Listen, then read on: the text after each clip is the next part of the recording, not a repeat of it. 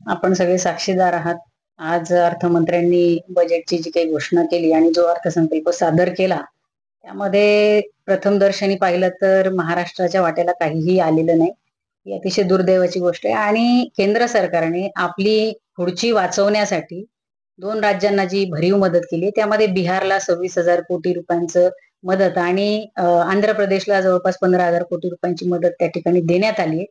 हे सगळं जर पाहिलं तर मला असं वाटतं, की हे बजेट म्हणजे फक्त कुर्सी बचाव बजेट अ, असं या बजेटला म्हणता येईल.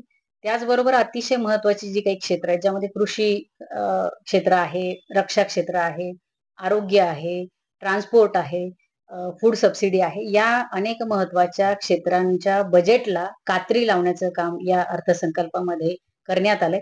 त्यामुळे फार सरकार काही गांभीर्याने या सगळ्या बाबींकडे पाहत नाही. आरोग्य आणि रक्षा या बाबींकडे असं म्हणता येईल. तिसरी महत्त्वाची गोष्ट युवकांच्या नोकऱ्यांच्या संदर्भात स्टायपेंड देण्याच्या संदर्भात जी काही घोषणा आज या अर्थसंकल्पामध्ये झाली. खरं म्हणजे काँग्रेसनी जे काही 5 न्याय हे आणलेत, त्यामधलं काँग्रेसचाच युवा न्यायची कॉपी पेस्ट करण्याचं काम या सरकारने त्या एका मुद्द्याच्या संदर्भात केलंय आणि त्यातही एका बाजूला या सरकारने आधी घोषणा केली होती, की दरवर्षी 2 कोटी नोकऱ्या देऊ.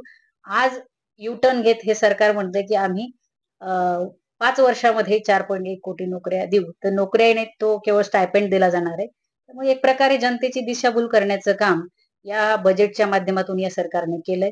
एकीकडे मध्यमवर्गीयांसाठी आम्ही काम करतोय म्हणतायत, दुसऱ्या बाजूला 7 लाखापर्यंतच्या उत्पन्न मर्यादेवर यांनी 5% कर आकारणी केली. या अनेक अशा बाबी आहेत, अनेक असे मुद्दे आहेत, की ज्या मुद्द्यांवरून हे लक्षात येतंय, की हे सरकार फक्त आपली खुर्ची वाचवण्यासाठी हा अर्थसंकल्प सादर करत आहे. केंद्राचे सरकार स्थापन करण्यासाठी जे 2 नेते गेले त्यांना भरीव मदत देण्यात आली आहे. मात्र मुख्यमंत्री एकनाथ शिंदे हे महाराष्ट्राचे आहेत आणि तेही भाजपसोबत आहे. त्यांना निधी देण्यात आली नाही. हे नामुष्की आहे का त्यांची? अर्थातच नक्कीच नामुष्की आहे. एवढी मोठी नामुष्की महाराष्ट्रावर कधी आलेली नव्हती. इतक्या मोठ्या प्रमाणात नामुष्कीची वेळ तुम्ही त्या ठिकाणी भारतीय जनता पक्षासोबत जाऊनही जर महाराष्ट्राच्या मुख्यमंत्र्यांना त्या ठिकाणी पदरात काहीही मिळत नसेल राज्यासाठी, राज्यातील जनतेसाठी, तर म्हणजे एवढी नामुष्की सहन करण्याची गरज काय?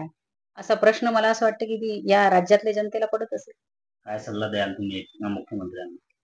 मुख्यमंत्र्यांना सल्ला देण्याएवढी मी नक्कीच मोठी नाही.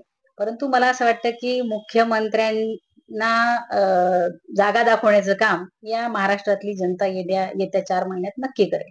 ज्यांनी स्वाभिमान गहाण टाकलाय, ज्यांनी महाराष्ट्राशी गद्दारी केली आहे, जनतेशी गद्दारी केली आहे, त्यांना नक्कीच जागा दाखवल्याशिवाय महाराष्ट्रातली जनता स्वस्थ बसणार नाही.